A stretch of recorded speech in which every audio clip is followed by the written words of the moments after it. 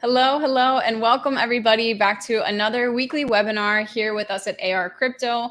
My name is Coach Casey, and today we are going to be talking about how do you get started in crypto the right way. There are lots of ways to get started in this space, but I'm here to help you avoid the pitfalls and the mistakes that you can make when you're first starting out and just kind of explain the process of getting started and getting up and running in crypto. So let's get into it. I will share my screen and we'll go ahead and get started.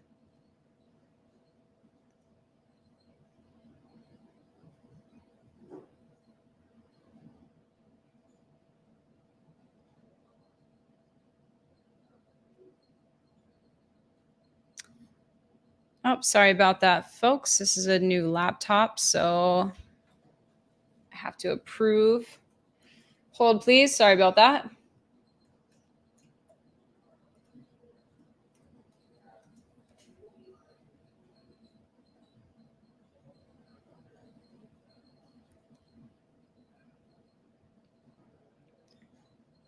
All right, perfect.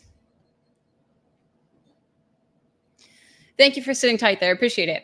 So, how do we get started in crypto the right way? And this is part one of a multi-part series that we're going to do here for you. So, again, today we are going to get into how to get started and just basics. And then from there, we're going to explain what is decentralized finance and all of the different nuances of different parts of cryptocurrency. So our game plan for today specifically is we're going to talk about centralized finance versus decentralized finance. I'll give you a pilot's checklist of things to run through when you're first getting set up that are important to have, as well as we'll talk about wallet setup and the different types of wallets that are out there, and again, the differences between them and why each of those wallet types are important. So before we get into it for today, who is Coach Casey? Who is this lady up here blabbing at you today? Well, I am a partner at AR Crypto. I head up our research and education here at the company, and I've been able to create financial, location, and time freedom through cryptocurrency over the last couple of years. So I started initially as a student of the ARC, and then came on as an employee, and then as a partner of the company now. And so this is a place that I'm super passionate about, and just grateful to be able to come here and share my experience with you all, and hopefully help you along your crypto journey. So my journey was not unlike a lot of other people's. When I first got started in crypto, to be completely transparent with you, I was buying Bitcoin for frowned upon activities like buying fake IDs and illicit substances on the dark web. And so my friends and I, we used the Bitcoin, but it was tricky at the time. Exchanges weren't quite as simple as they are today. And so it was hard to be able to get back out of it. And so I had some left over. In 2017, I started hearing more about Bitcoin again, and remembered that I had some of that Bitcoin stuff laying around somewhere. I was thinking, yeah, I think I might have that. And so I found this old Bitcoin. I found this old exchange account, had a bunch of Bitcoin, and sold almost all of it at over a 50x gain. Thought I was a genius investor, just made the greatest trade of all time. But in 2017, I wasn't financially literate or savvy enough to think about, okay, why did this asset that I've been holding for only 3 years just have this massive run up, right? I didn't take the initiative to actually learn about it and understand the technology. I treated it like sky money. I treated it like this money just landed into my lap. However, something happened. In 2017, I wasn't in a good place in my life. So at the time, I was actively using a lot of drugs and alcohol, and that money that I came into very quickly led me down a really bad path. So in 2018, I hit rock bottom. I mean, again, I made all that money in 2017, which quickly led me down a bad path in 2018. And the image that you're seeing here on the right is a picture of my bill from inpatient rehab treatment. And so I'm happy to report that life is far sweeter now. I have 6 years clean and sober, and completely different world than I lived in back then. However, the reason that I share this with you is not a sympathy sob story kind of thing. I don't want you to feel bad. It's when I was first getting started in this space in cryptocurrency and investing and entrepreneurship, I often felt that there was a big gap between myself and the people that I was trying to learn from. And it was hard for me to picture myself in their shoes and being able to accomplish the things that they had that I wanted to accomplish, because I felt that gap was so wide. So the purpose of me sharing this with you today is to hopefully give you something that you can relate to, whether it's addiction or you're in a dead end job that you don't like or whatever it is. The purpose of sharing this with you is so that you understand that I didn't start out with some kind of leg up. I didn't start out with some kind of advantage. I started from $131,000 in debt and hardly a dime to my name at that point. So again, thank you for listening, and I hope that it's something that you can relate to and that you can see that, hey, I mean, we're all human here, right? People make mistakes, things happen, and you can always change and you can always get better. So in 2019, again, that was 2018 that I went through treatment, that I started to change my life. I started to want to be better. And so 2019, I started to become interested in financial literacy, and crypto came back up. So I started buying Bitcoin and Ethereum, but didn't really have much of a clue what I was doing, but I started to get it. And to be frank, not so much from the actual technological standpoint, but I got behind the movement almost in an anarchist kind of way of like, yeah, this is the anti-government money type of thing, right? So, I mean, obviously I just spent a lot of time getting arrested and all those things previously. So that's what got me behind it, was just more of the movement side of things. But fast forward, 2021 was when I decided I really wanted to take crypto seriously. I had been accumulating Bitcoin and Ethereum, but I didn't know much about the rest of the space. It was quite foreign to me. And so I joined the ARC as an Apex student, which is now the course that I've been teaching twice a week for years and years at this point, since 2022.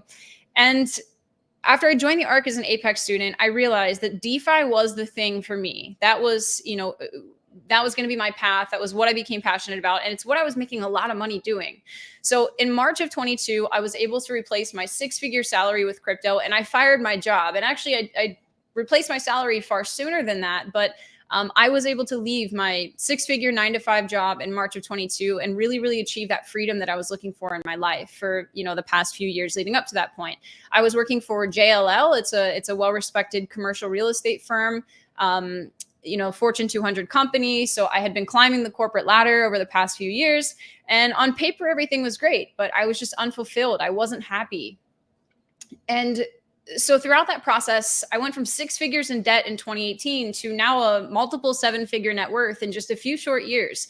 It didn't take much time, took a good bit of effort, but it didn't take much time as long as I was dedicated and focused, and I had the right education and I had the right people around me. And with all of this, I found purpose. I became super passionate about self-education, taking control of your financial future, technology, financial freedom, right? So now I get to share that passion through educating and empowering you beautiful people that are here with me today. And this photo here is something I'm really proud of. I gave a TEDx talk last year about the power of blockchain and cryptocurrencies. And so again, I'm on a mission now to spread the good word and help people to understand this technology. So that's a little bit about me, and I'm grateful that you're all here today to spend some time with me. And I hope that you learned something. So thank you for listening. But what you're all here for, crypto is here to stay.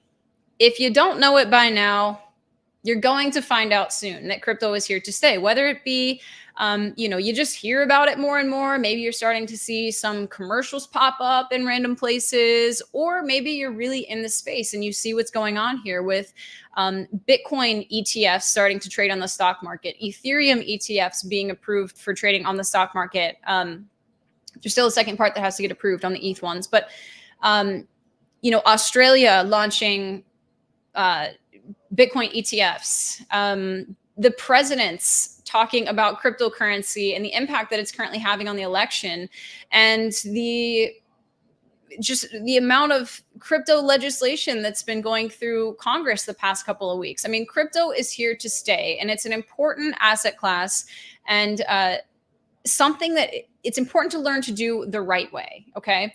So let's talk about how to maximize this opportunity and minimize our risk in the process. Now, I'm not ever going to tell you crypto is not an inherently risky asset class. It is, but you can manage things the right way and you can reduce that risk significantly, because in my opinion, the risk to reward on crypto is a no-brainer. This is an emerging asset class. I mean, we're still in prior to most of the institutional money and prior to, I mean, really any kind of mass adoption. Go ask 5 people on the street what Ethereum is and tell me if any of them could tell you, right? So for those of you that may be thinking I'm late to crypto, or, I feel like I've missed out on the opportunities, I promise you there's still plenty of opportunity to be had, but you've got to be smart about how you navigate the space, right? And one other disclaimer before we really get into the material for today is this is not financial advice. I'm not your financial advisor.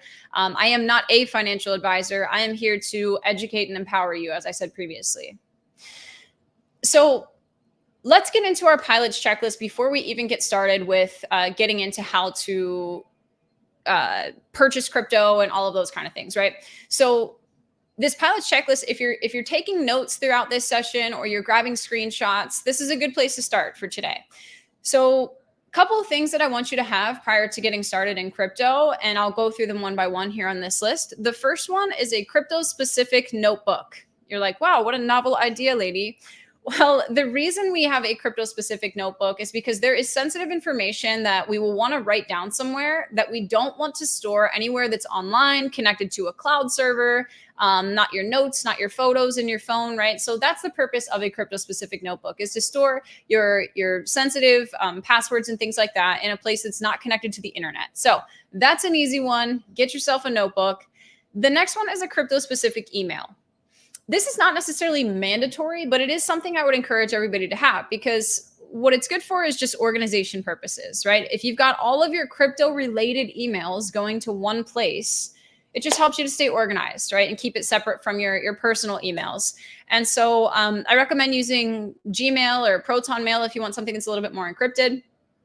The next one is a VPN and antivirus.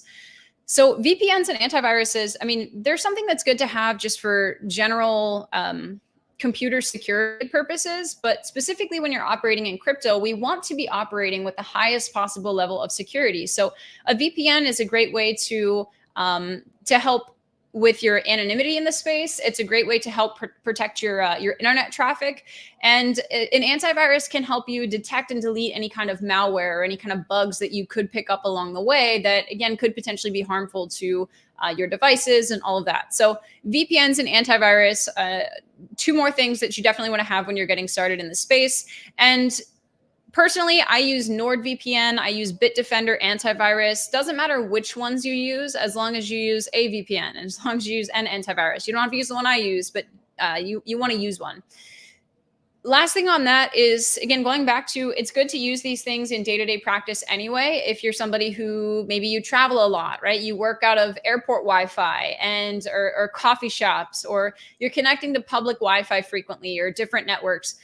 You should be using it anyway, again, regardless of whether it's crypto or not. So it's just good for computer security purposes. Last thing on here is a 2-factor authenticator. So when we talk about exchanges today, for most exchanges, you're going to need a 2-factor authenticator app. So the one that I use on my phone is Google Authenticator. You could use Authy, you can use Duo, but you will more than likely need a 2-factor authenticator app. So again, those names were Google Authenticator, Authy, and Duo. So recommend getting one of those. And that's a pilot's checklist of things that you can get before you get started in this space to have yourself set up properly as you embark on your crypto journey. All right. So how do you actually start buying crypto? All right. So like Coach Casey, a VPN's not going to get me crypto. A notebook's not going to get me crypto. I know, but it's important. Okay. Security is an extremely crucial part of this. So how do you actually start buying crypto? Well, let's talk about sex.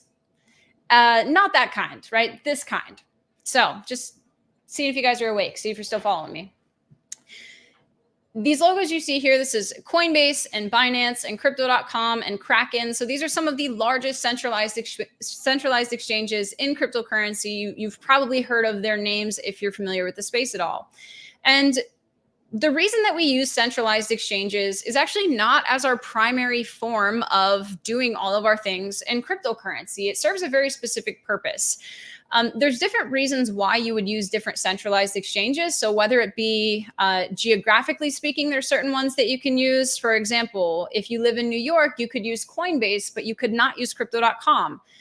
If you're outside of the US, you can use Binance, but in the United States, you cannot use Binance.com. So different reasons why you'd use different things, right? Like I personally like to use Kraken for my business and trust accounts versus my personal accounts. So different reasons for using different centralized exchanges. Again, just want to explain what they are for you. So centralized exchanges are a tool that we use to convert our dollars to and from crypto. So it's how we can buy crypto with dollars. And then when we make money in crypto, how we can exchange the crypto back for dollars. Right. So same reason why if you wanted to go buy Apple stock, you'd go to TD Ameritrade and you'd trade them dollars for stock and stock for dollars. Right. It's the crypto equivalent of a stockbroker. So we've got, again, the different types of centralized exchanges isn't such as so important. You don't have to have 4 different centralized exchange accounts. Now, I'm going to give you some homework today. I'm going to teach you about these things a little bit further, but I would suggest if you have a centralized exchange to think about having a secondary one, and I'll talk about why here in a little bit. And if you don't have a centralized exchange, you can jot down the names. I don't have them spelled out here, but the names Coinbase, Binance, crypto.com, and Kraken. And again, just kind of depending on your different geographical location or certain nuances, like I said, the business accounts, things like that would depend on which one would be the best fit for you. So definitely go explore these exchanges to see which one works best for you. But we'll more on this later. Because like I said, while they're a great starting point, they do come with their own problems. So that's why we're not using them for our day-to-day crypto activities. And I'll elaborate on what I mean by that. So some of the major problems with centralized exchanges, first and foremost, is they are what's called custodial. The crypto is in their possession, not yours. There's a saying you'll hear in crypto that goes, not your keys, not your coins. And I've got some vocabulary that we need to discuss to be able to further understand that. But I want to explain something first. So this image I have here is of FTX collapsing. That's a big bruise on the crypto industry that we had take place, where a lot of you may be familiar that one of the largest exchanges in crypto went bankrupt and customer funds were missing, and it was a whole ordeal. Well, the reason that that was able to happen is because when you operate in a custodial fashion, so what you've done is you've given your crypto to FTX. All you have is on your FTX app, you've got numbers on a screen. You have no way of verifying that FTX actually has those assets to back what the numbers are showing on your screen. Kind of like fractional reserve banking. That's a story for another day. But when we look at exchanges like crypto.com, like Coinbase, like Binance, like Kraken, like KuCoin, all of these big crypto exchanges, the centralized exchanges are custodial, meaning your cryptocurrency sits in their wallet. They hold the keys to the wallet, not you. So, I mean, even recently, if anybody's using Coinbase, there's been several days where Coinbase has experienced outages and their site was down. What happens when their site's down? You're SOL. You can't access your crypto assets because you don't have them in your custody. They have them in their custody. And the other reason that's problematic is because, like in the case of FTX, the way that most centralized exchanges are structured is your assets are held as a liability on the balance sheet of that exchange. And so you are what's called an unsecured creditor of that exchange. And if they were to go through a bankruptcy proceeding, you're opened up now to the creditors coming after them in bankruptcy, being able to come after your funds. And what happens is your funds, if that ever happens, like FTX, for example, your funds are held up for months, if not years. And sometimes you can't even get them back because of the way that that's structured. So that is the biggest problem with centralized exchanges, is that your crypto assets live in their wallet. So it is in their possession or custody. So let's expand on those keys that I was talking about. So again, the saying goes, not your keys, not your coins. And if you have your crypto on a centralized exchange, you do not have the keys to that wallet. Okay. So the way that cryptocurrency works and the way that, crypto wallets and these interactions work is there's a two-part key system. So we've got public keys and private keys. And you'll hear a couple of things used interchangeably. And, technically they're not exactly the same, but these are the things you'll hear used interchangeably. So your public key or your wallet address is your unique identifier. That is, my wallet address identifies that this is Casey's address. This is where my assets are. Okay.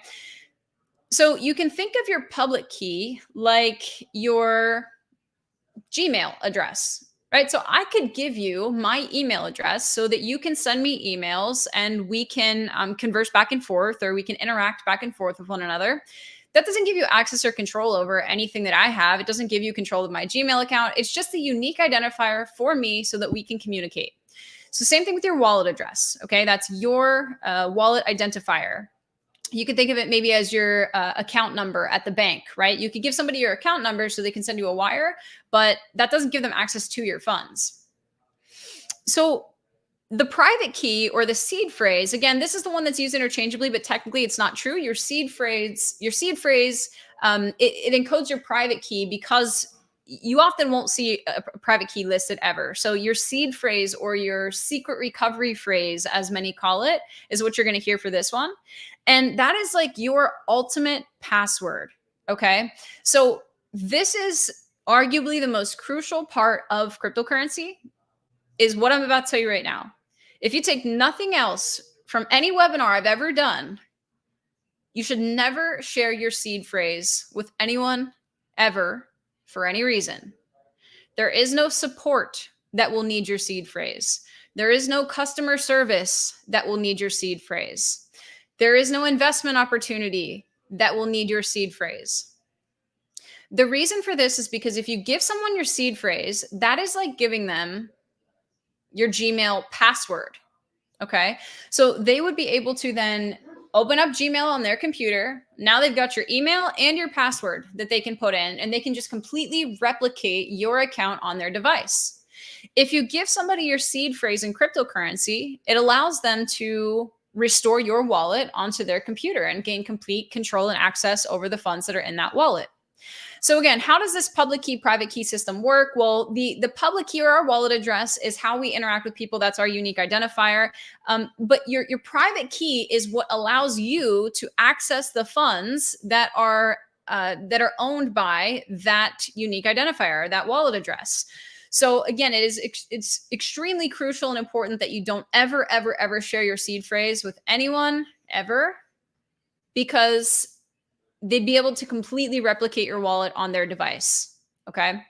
So that's when people say not your keys, not your coins. That's what they're referring to, is if you don't have the private key or the seed phrase to that wallet, you don't truly have ownership over those funds. Your funds are sitting in someone else's wallet, right? When you went and you opened up your Coinbase account, you didn't get a seed phrase. You didn't get the keys to that wallet.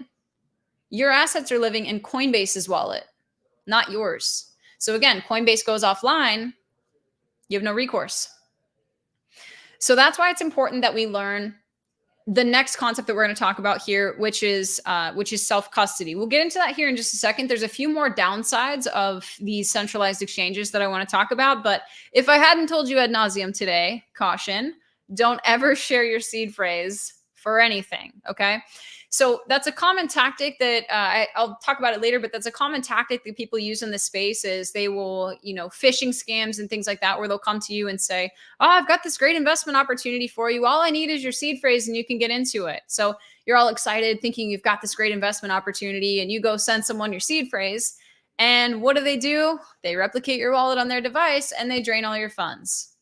Or maybe you join some kind of Telegram group or a Discord group for a project that you're excited about, and you have some support or admin reach out to you and they say, hey, yeah, we want to help you with your transaction or whatever. Just send us your seed phrase and we'll take a look at it for you. And you're like, oh man, thanks. My transaction's I've been having these problems, whatever. It's social engineering. They're trying to get you to trust them. They're trying to build a relationship with you so that you will forget what Coach Casey told you 8,000 times in that Thursday webinar, which is to never, ever, ever share your seed phrase with anyone ever. All right. So let's get back to what are some of the other problems with centralized exchanges, aside from the fact that they have custody of your assets. So the next main one is manipulation. It's recently back in the news. Everybody's hearing the buzz about the GameStop and AMC incidents. And if you're not familiar with this scenario, I want to talk about an exchange, Robinhood specifically, but more just a broader of how manipulation happens in the markets. So with the GameStop and AMC incidents, long story short, there was a GameStop stock, right? And for anybody who's not familiar, GameStop is the video game company, right? I don't know if you've been to a mall lately, but GameStop and AMC haven't had the best couple of years up until about 2021. So all of these big institutions and hedge funds had massive short positions on GameStop. And what a short position is they're betting on it going down in price. They're going to profit on it going down in price. So there were tons and tons of, again, these big institutions and hedge funds that had massive short positions on GameStop and AMC and a couple of surrounding assets. Now, what happened is a group of retail traders banded together on Reddit, of all places, and started chatting. There's this guy that headed up this movement. His name's Keith Gill. And he started posting, hey, I basically put my last $50,000, like all of my life savings, into GameStop. I believe in it fundamentally, and here's why. And it really started this whole revolution or this movement where people got behind it. They started buying GameStop and AMC. And, it proved that the retail effect is real because more and more people started to get into it. And then bigger hedge funds started to get into it. So it really ignited it. And why this is such a big deal is because it was becoming problematic for the institutions and hedge funds that were shorting GameStop. Because remember, they were going to make money when it goes down, but lose money when it goes up. So now you've got these kids on Reddit all banding together, a bunch of degenerate retail traders that are causing serious price movement in GameStop stock. Now, the way that these hedge funds short these positions is they go borrow GameStop stock, sell it, hoping that they can buy it back cheaper, and then profit on the difference. So now they've got these borrowed positions that they've sold out of. Now they have to buy back into it to cover their own positions. And so it just pushes the price higher and causes a whole cascade of problems in the space. So anyway, that's just to give you some background on the story. Now, the photo that you're seeing here on the screen is a screenshot of Robinhood from 2021 when this all started happening. And the reason this is relevant now is we're having round two happening kind of right now, the last couple of weeks. Keith Gill has reemerged. But there's something funny you'll notice about that screen. There's no buy or sell button on the AMC stock. Robinhood removed the buy and sell button from AMC and GameStop and a few other assets. And the reason they did this is because the hedge funds and the institutions that were about to get royally screwed, and most of them did, by this scenario that was unfolding, they pay Robinhood's bills. Those are the guys that Robinhood is in bed with, right? Robinhood can't let these guys fail. And so what happened is the buttons got removed. Now, of course, they're going to cite it as, protecting investors against market volatility, or, we don't have the liquidity to spread the order or to fill the order volume that's occurring on these different assets, whatever excuses they're going to make up. But plain and simple, it's market manipulation. It's, hey, the goofball kids from the internet fucked with your friends is what actually happened there. And so I encourage you all to go watch the movie Dumb Money. It's on Netflix. It's pretty funny. It's a great explanation of that whole ordeal that played out. And it's even crazier because right now there's more playing out with Keith Gill. So it'll get you up to speed on the whole situation. But anyway, manipulation is the next big problem with centralized exchanges. The last one is friction.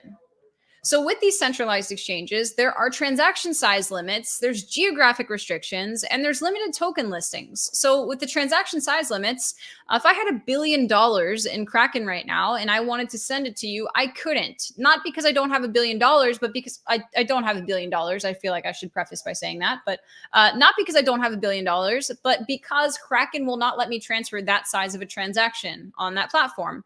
Same thing with moving money in and out of these centralized exchanges. There's limitations. There's holds on your dollars. There's holds on your crypto assets. There's again just a lot of friction there. There's geographic restrictions. You can only get certain assets dependent upon where you live in different places. And even, for example, like if you live in New York, you can use different exchanges than someone that lives in Ohio because New York has special rules. And right, so there's geographic restrictions.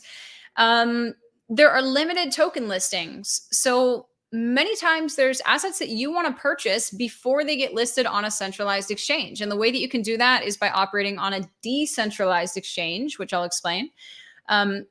So there's limited token listings and offerings on these centralized exchanges as well. As you don't have the full spectrum of all things crypto available to you when you're operating on a centralized exchange.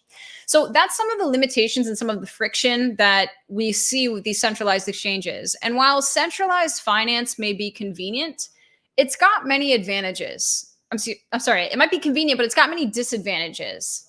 So DeFi has a lot of solutions that can fix this. And for anybody who hasn't heard me explain previously what is centralized finance or CeFi versus DeFi.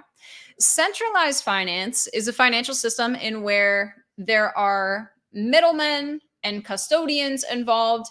And decentralized finance is a peer-to-peer financial system that relies on no central intermediary like banks or brokerages or institutions. So I'm really going to deep dive into all things DeFi in our next part of this series. But today I just kind of wanted to open the door to how do you even get started. So DeFi offers solutions to the problems that these centralized exchanges present.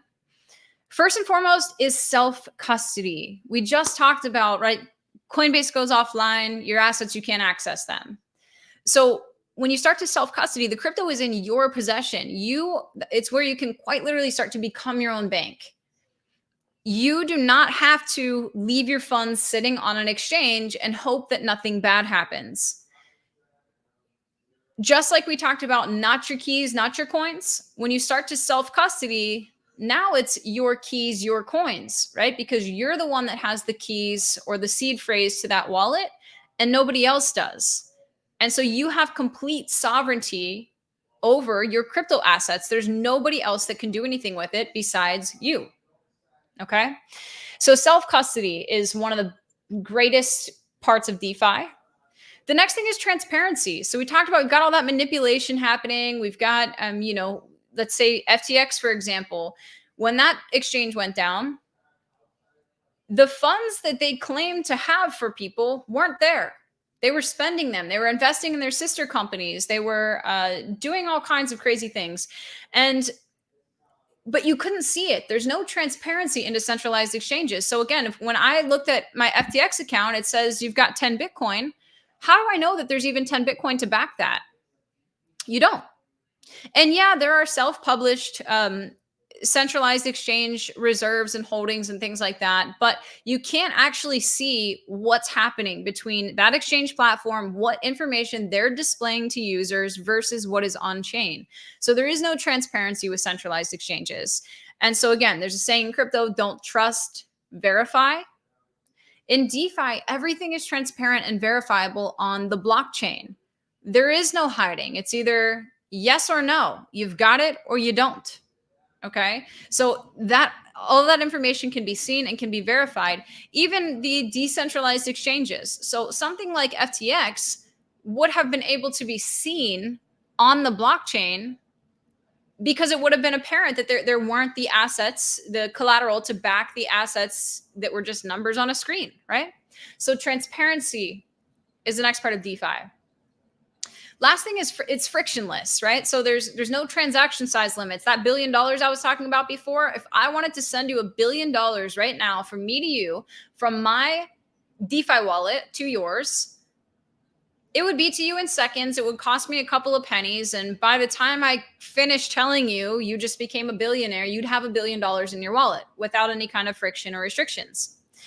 There's no approval or hold times on these transactions either. It would be automatically debited from my wallet and credited to yours.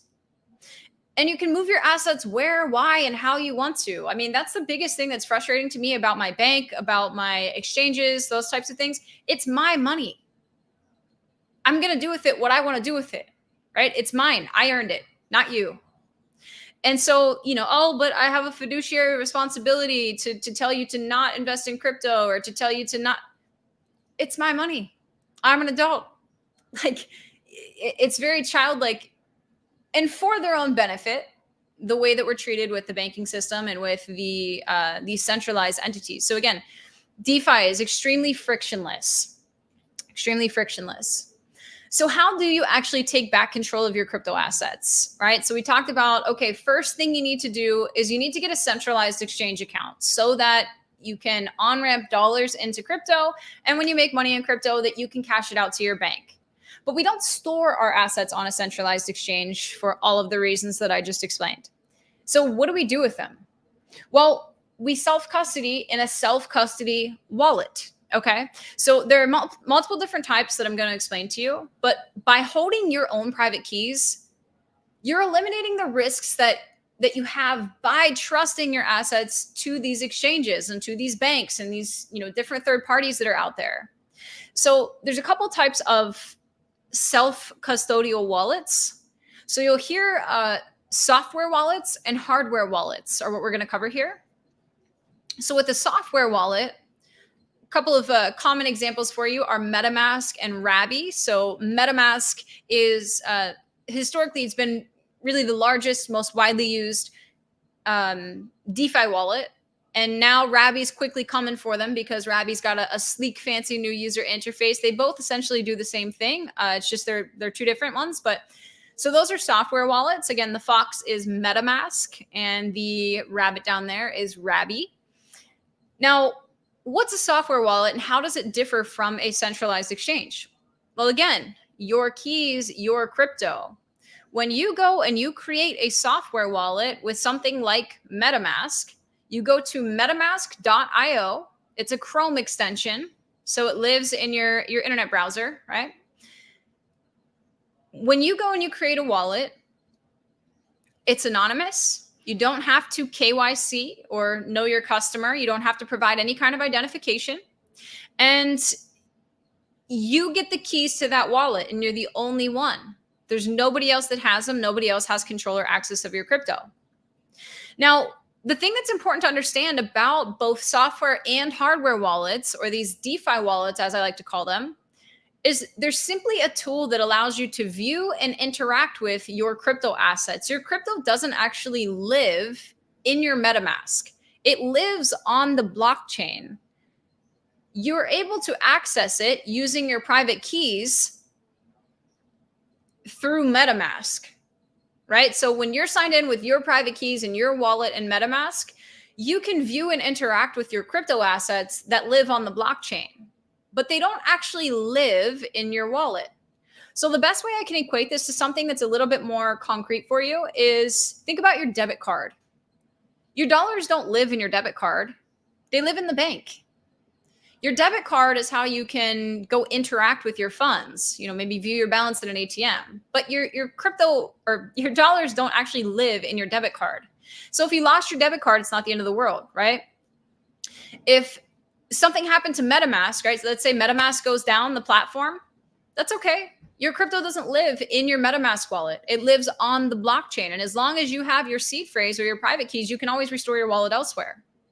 So key takeaways here. A software wallet is a browser extension. It's kind of the first step to self-custody, right? Because you have the keys to the wallet. It's completely anonymous, and it allows you to view and interact with your crypto assets. So they don't live there, but it's how you can view and interact with them. And when I say interact with them, I mean sending, receiving, and participating in different DeFi applications and protocols, which we're going to cover in part 2.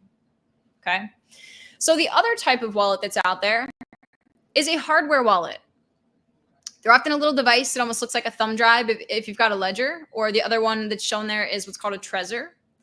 And the difference between a software wallet and a hardware wallet is that this is offline. It's not connected to the internet like your browser extension software wallet. Okay.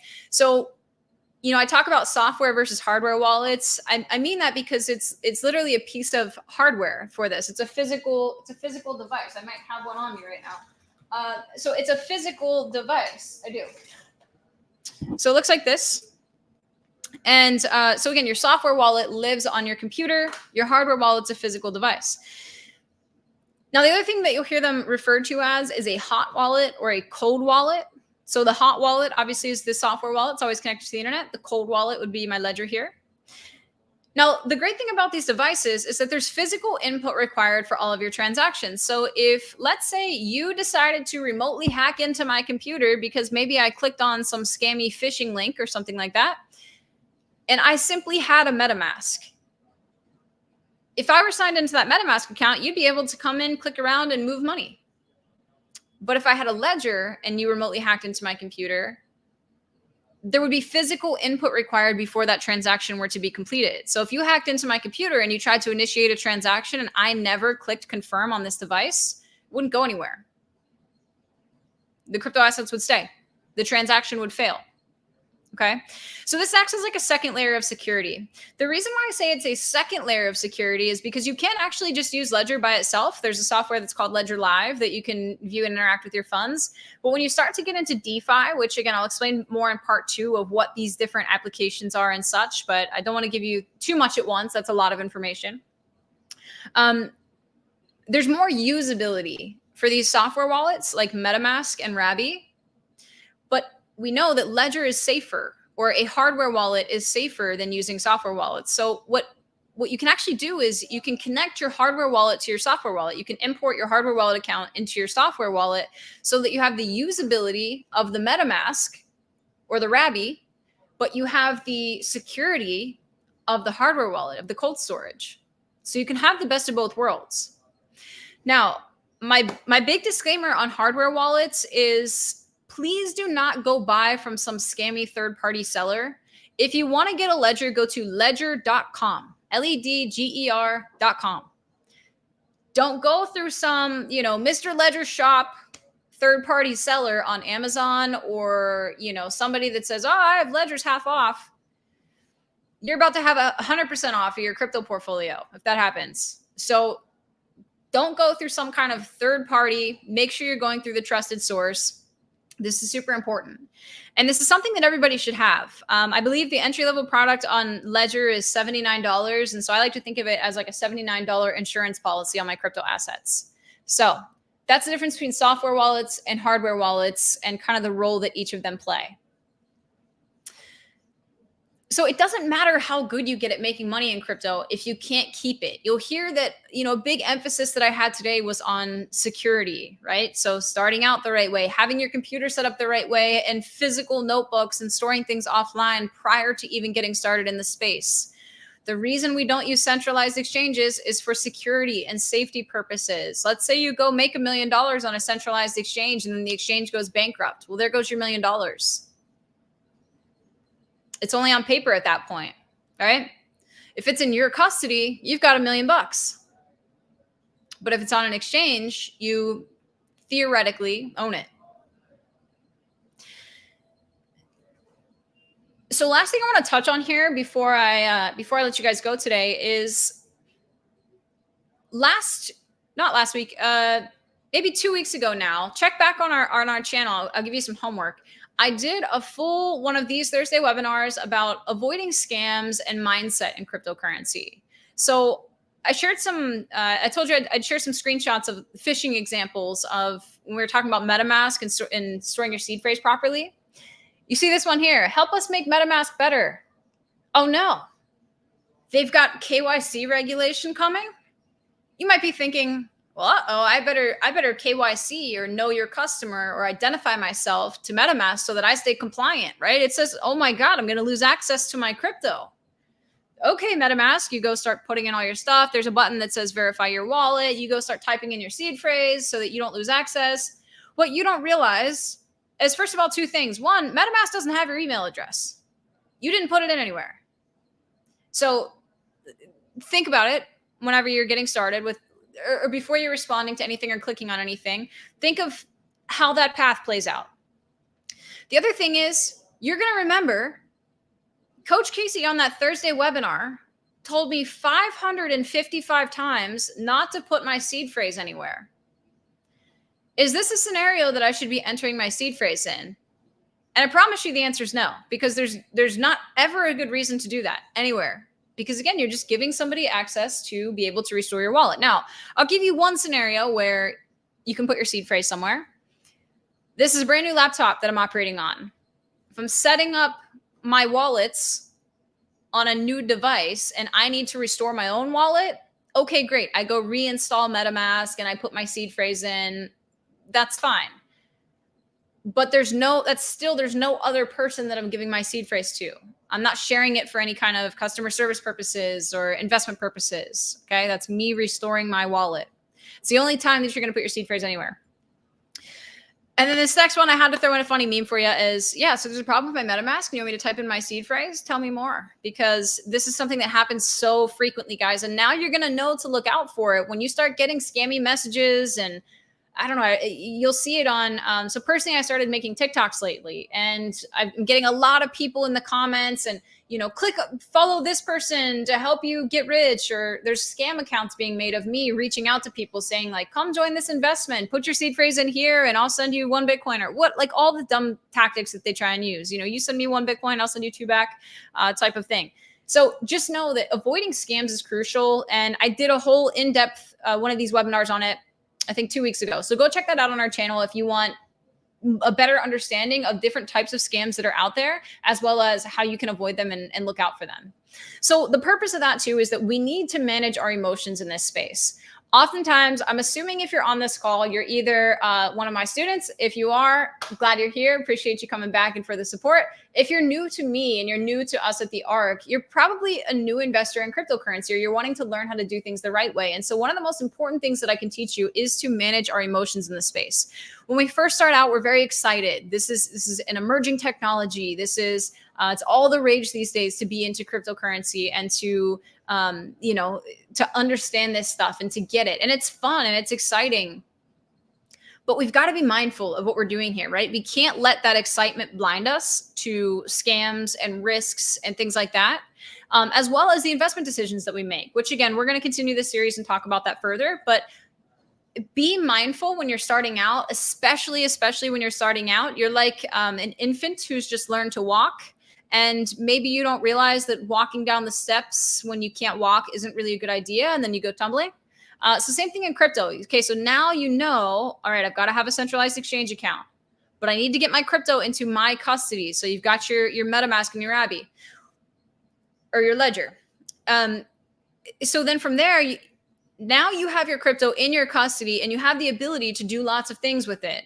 But don't go crazy when you're first starting out of excitement. You need to take the time to learn and understand the concepts here, because it's easy to lose money in crypto if you don't know what you're doing. Okay. So managing emotions, the market is not going to go up in a straight line forever. And again, just being mindful of the preying on the naivety of new people in this space. Okay. So I've got some homework for you. First things first is, if you're brand new to crypto, you need to open a centralized exchange account. And a pro tip for you, even if you're in crypto and you have a centralized exchange account, I always recommend having 2. The reason why I would have accounts on 2 different centralized exchanges is so if for whatever reason I get locked out of my Kraken account, I can cash out through Coinbase, or I get locked out of my Coinbase account, I can cash out through whatever, right? So you always have a way to on-ramp and off-ramp money if you have 2 centralized exchanges. The next thing is to install MetaMask or Rabby. So either one, you do not need both MetaMask and Rabby. Just pick whichever one you like better and suits you better. I personally use MetaMask. Rabby is newer, and most of my team uses Rabby. And so either one, personal preference. Next is purchase yourself a hardware wallet. Like I said, this thing's like a $79 insurance policy. Go get yourself one. I use the Ledger Nano X. I've used it for years and years, and I like it. I trust this brand. You can I don't think our Ledger link is going to be in the description, but we have on our members site, we have a link for Ledger. But regardless, listen, even if you don't, I don't care if you use our affiliate link. I'm pretty sure we make like 4 cents if you buy one of these things. I want to make sure that you use the proper link. So just make sure that you're going to ledger.com, ledger.com, not some scammy third party. And then your last piece of homework prior to our next session together, where we're talking about explaining all of the parts of DeFi, we are going to, I want you to watch that last webinar. So on avoiding scams and mindset, right? So next time, what are we going to do here? We're going to talk about what is a decentralized exchange, this elusive world of DeFi that Coach Casey's talking about. So you'll hear people talk about there's 2 financial systems in crypto. There's like almost what you'd call the public part and then the private part. That's not a really good way to put it, but the public part's the centralized exchanges. That's where most people are operating, where they're starting out, where, you know, all the things are happening eventually. The private part's where you want to be, that decentralized. And again, private's not even a good word to use because it's decentralized. It's the people's money. It's a peer-to-peer financial ecosystem. So we're going to really explain and elaborate on this new DeFi ecosystem. So again, what are decentralized exchanges? What are the top ones? How do you find them? What is staking? How do you earn a yield in cryptocurrency? Where does the yield come from? We'll talk about borrowing and lending, how you can quite literally become your own bank and loan yourself money and not ever have to step foot into a bank or make a phone call or anything like that.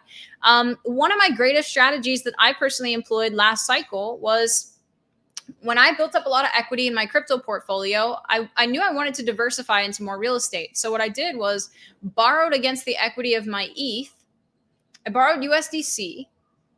I cashed the USDC into dollars in my bank account. I used the dollars to fund a couple of real estate deals. And when the deals closed, I paid back the loan and I got to keep the house and the Ethereum. I never had to call a banker. I never had to go through any kind of credit check, income verification, documentation. It's just me, my crypto assets, the blockchain, and a few smart contracts. So I'm going to explain all that in depth in the next session. Again, I wanted to give the intro today, but there's a lot of really, really cool stuff that can happen in crypto, is being able to tap into that equity tax-free. I didn't have to sell the ETH and cash out and take the capital gains. I was able to just tap into the equity of it. So these are the kind of things that exist in DeFi and why it's so important that you learn this. And it's not just me that's telling you that it's important, right? BlackRock, the largest money manager in the entire world, just issued a tokenized fund on the Ethereum blockchain. So these are things that you want to start to learn about, right? The Ethereum ETFs have, the first part has been approved for trading on the stock market. These are things that you want to learn about, okay? Because there's a reason that it's all going here. There's trillions of dollars that's going to come on chain as in the form of tokenized funds and tokenized real estate and all of these things. So again, you want to make sure that that you come next time so that you're understanding how it all works. Lastly is on our next webinar, we're going to have a $100 of ETH giveaway. So a little seed money to help you get started in the space. And the details will be provided with the description for that one. So while we covered a lot today, right, from getting started on a centralized exchange, how to operate safely in the space, and just all of the basic things that you need to understand when you're getting forward. Again, this is something we're going to build upon. It's going to take time for you to understand these things and these concepts. But this truly is a once in a lifetime opportunity to create generational wealth. And that's not like a marketing tagline or some bullshit I'm trying to spew you. This is truly an asset class that you are early to. This is something that you're ahead of most of the institutions. And again, back to my example of go ask 5 people on the street what Ethereum is, you're going to have a hard time with it. And then move down like 3 more crypto assets down the top 100 and nobody, right? But you need to have a sound strategy, because when I was starting out, like I said, things were tricky, things were tough, but I joined the ARC. So that expedited my personal learning curve in DeFi, and I avoided most of the pitfalls whenever I was starting out. Now, back then, we didn't know what we didn't know. So that was right when DeFi was emerging. There were projects that had awful tokenomics, which are the economic model of that crypto project. There were things that weren't sustainable. There were all kinds of things. But now we've been through plenty of it. We've seen it all. We've seen, now on the flip side of that, we helped students save millions of dollars in custodial platforms that were that went bankrupt, like FTX and Celsius. I personally helped one of my students move a couple $1,000,000 out of Celsius into her custody about 2 weeks before Celsius went kaput with everybody's money. So these are just pitfalls that you may not know to look out for when you're joining the space. And so you've got to surround yourself with the right people who, again, have been through it, have seen it, and understand what to look for to help you reduce your learning curve. And the opportunity cost of not learning this stuff is far too high. If you're not happy with your position, like I wasn't happy with where I was at in my life, I tried everything. I had an e-commerce store. I was doing all kind of like credit card stuff. I had a women's clothing boutique at one point. I mean, I tried every possible business thing you could do to create freedom in my life. And half the time I was just creating jobs for myself. But learning crypto has been one of the most rewarding things that I've done. And again, the cost of it is too high not to learn it, because now it's where everything is going. So while initially I came in for the financial change in my life, I wanted to make money. Who doesn't? There's a saying that we have at the ARC that's come for the gains, but stay for the revolution, because that's what happens is you come because you want to make money. And then you see the writing on the wall. You see what's happening here. You see what's happening with the banking system starting to implode, with the US dollar starting to implode, with XYZ, right? You name it. Again, BlackRock tokenizing on chain, all of these things happening. So you're going to get left behind if you don't learn cryptocurrency in the future. And so just getting laser focused for the next 12 months can really, really set you up for the rest of your life, like it did for me personally. And I speak from experience. But of course, I've got to caution you, like I have today. There's going to be problems that you're going to face along the way if you try and do this alone.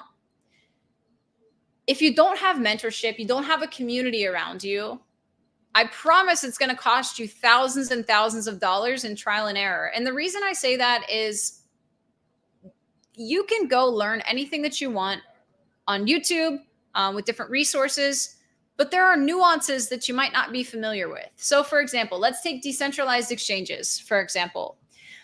You could go on YouTube and you could learn how to use a decentralized exchange.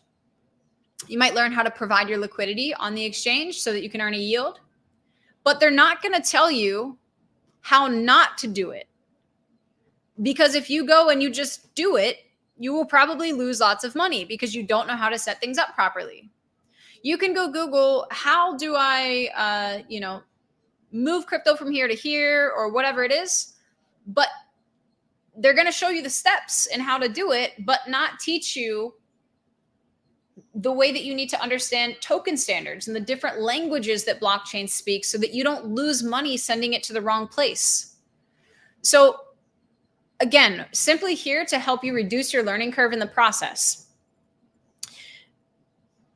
And you're going to spend a lot of time and effort because there's so much information in crypto and in DeFi constantly. So how do you know what's legit and what's not? And the market's always changing. So what's a good idea today might not be a good idea tomorrow. And the reason that I lean on the community is because you need a place to ask questions, get support, and share wins and get inspiration and ideas from other people around you, but also just to surround yourself with a like-minded environment of people who, when I was starting crypto, none of my friends were interested in crypto. Nobody wanted to learn about it. Nobody wanted to hear me talk about it. And I just wanted to have people to bounce ideas off of. I wanted to, and this community is our greatest asset at the ARC. And so you've got two options here. You can take the path and you can try and do this stuff yourself, or you can follow a proven roadmap, right? So if you're thinking smart, or if you're just an action taker and you want to go with option 2, let's talk about what our community looks like. So with a Galaxy community subscription, you get access to a self-guided, a full e-learning course that it's not just a couple of videos that somebody slapped up for you and, called it a course. It's actual coursework that you go through where, you have to interact with it. There's text, there's videos, there's quizzes, there's, maybe drag and drops for vocabulary, things like that. It's real coursework that's immersive and makes sure that you understand the material that you're being presented with. We have tons and tons of live weekly classes. We have a lot of interaction around the ARC. We have a community platform where people can talk with one another constantly, 25/8, as I like to say, because we have a global community of students all around the world. With the live weekly classes, we have classes ranging from mindset to, of course, just alpha and insights on what's going on in the crypto market, hot news, relevant topics, different strategies that myself and Gaven and Igor and all of the coaches are implementing. Coach Igor does Technical Tuesdays, where he breaks down technical analysis and covers trends in the market. Again, Thrive Thursday is mindset focused. Saturday School, we have different coaches come on and talk about what they're doing in their personal portfolios and maybe something new that they're studying or a new opportunity that they found. And so again, this community just really helps cut out a lot of the noise in the space. And then of course you get access to the app and the community chats and our education platform. It gives you different groups that you can be a part of pertaining to different conversations. Tons and tons of resources and tools and materials. All of our calls and classes are recorded. So if there's something that you missed, you can go back and check it out in the video library. We've got a whole brand new tutorials, step-by-step library of just short little clips of, hey, you figure out how to do this. Like there's little things that you can go through. We've got one-sheeters in there. So we're just really, really trying to make it a fantastic place to not just learn crypto and DeFi, but to thrive in crypto and DeFi and to do it around like-minded people and to do it in a place that fosters connection and collaboration. And so with that, I want to offer you a 7-day free trial to our community. And the reason that I say that is because I want you to experience the magic of this community. And I mean that from the bottom of my heart. I wish I actually had included in here a photo. So this is totally off topic, but presently, I'm sitting in Panama City, Panama. We have an office here in Panama, and our whole team flew down this week. We've been meeting, we've been going over a few things, and one of the things we've been working on is brand strategy. And the folks that have come on to help us with our brand strategy, they actually interviewed everybody on our team separately to get a collective feel for what the brand is like, and asked everybody to give a couple of words to describe the ARC. And it's really cool. They put it into this like bubble thing that it makes the words larger or smaller dependent upon how many times our staff members said that word. And community was this giant, in the middle of the whole thing was community. And then the next largest one was freedom, and then DeFi, and then a bunch of other smaller words that were around it. But man, when I say that you've got to experience the magic of the community, that's what I mean is you come for the gains, you stay for the revolution, or in this case, for the community. So long story short, I just wanted you to know that and to feel that and know that is what we have going on here is community, education, of course, but it's that connection, it's that camaraderie. So the coupon is active today. Ruben's going to be dropping it in the link for you guys in the chat. So here's how you can best utilize this 7-day free trial though, okay? Galaxy is traditionally $97 a month for the self-guided. And if you want to go through live talk classes, book a call with our team. We're happy to have you. You can explore your options. If you're not somebody who learns through self-guided and you want more of a live environment, like the class that I said I teach twice a week, it's a 5-week-long course. Or even if you just want to explore your options, book a call with our team. We're happy to chat with you guys just to see what the best fit is for you and your learning style and your time commitments, all those kind of things, right? So with the 7-day free trial, the best way for you to take advantage of it is, first of all, participate, okay? Come to live classes over the next couple of days. If you sign up now, you can come to Saturday School on Saturday. You can come to Ascension Club on Monday. You can come to Tech Tuesday on Tuesday. You can get a lot out of this 7-day free trial. And hey, at the end of it, if you don't want to stick around, no harm, no foul. I'm glad that you got to experience it, okay? Maybe we're not a good fit. Additionally, with the 7-day free trial, you get access to everything right out of the gate. You have the full self-guided course. You have all of the resources and the educational material. So if you're a self-starter and you've got nothing to do this weekend, come learn some DeFi. everything that I taught you today is just the tiniest glimpse into what we teach. This is like hardly even the first couple of sections of what we teach here. So anyway, if you enjoyed this presentation today and you want more of where this came from, hit that link in the bio. Code CC7DT gets you a 7-day free trial, or whatever the link is that that Ruben's dropping in the chat. I can't see it right now while I'm chatting with you guys, but as always, I do greatly appreciate your time. And I just want to leave you with this.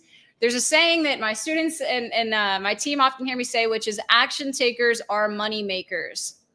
I can't tell you how many people have told me, man, you know, I should have bought Bitcoin when it was 25K. Should have bought Bitcoin when it was 35K. Ah, man, Bitcoin's should have bought it when it was at 50K. And then don't be the people saying, Coach Casey, I should have taken action on this space. You know, don't call me 2 years from now and say, hey, remember when you did that webinar? Because action takers are money makers. All right. So take action. It's free. You've got 7 days to see if this is a good fit for you, to take that action, to educate yourself. And I hope to see you in the community on Saturday School. So I will check what's going on in the chat here. But as always, greatly appreciate you being here today. I hope you learned something new, and do your homework, and I'll see you on the next one. Let's see what's going on in the chat.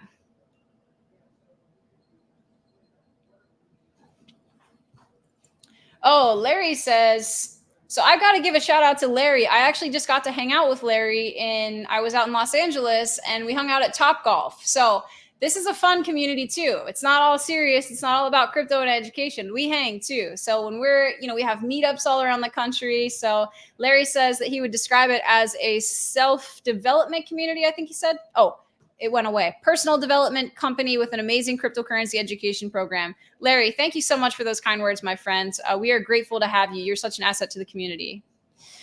Thank you, everybody. I appreciate the love here. Let's see. Any questions in the chat? How can I help you? I'll take 1 or 2 questions, and then I have got to jam.